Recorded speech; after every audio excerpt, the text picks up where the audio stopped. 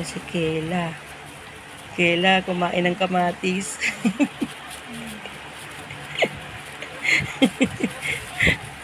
Ano yan, Kayla?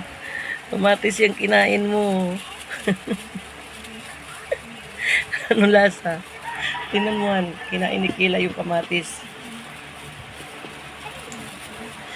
Nagkasikaso ako ng ng kangkong. Hugasan yan. Hinugasan ko nga kasi hawak-hawak niya. Gusto niyang kagatin eh. Nagkasikaso ako ng gulay ng kangkong. Tapos may kamatis kasi dyan. Ayan.